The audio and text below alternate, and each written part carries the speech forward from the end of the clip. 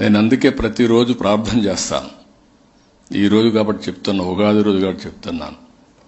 నేను ఎక్కువ పూజలు తక్కువ చేస్తాను, కానీ మనసు మాత్రం ఒక్క నిమిషం సంకల్పం మాత్రం తీసుకుంటాను.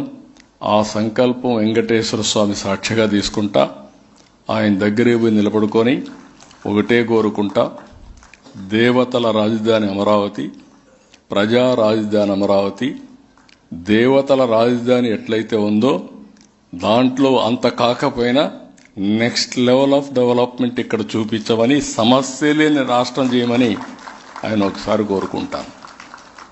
వర్చువల్గా ఓసారి ఎక్కడున్నా నేరుగా తిరుమలకి వెళ్ళి, వర్చువల్గా అంటే ఇమాజినేషన్లో వెళ్ళి ఒక్కసారి పూజ చేసి ఆయన ఆశీస్సులు తీసుకొని అక్కడి నుంచి నా పని ప్రారంభిస్తా.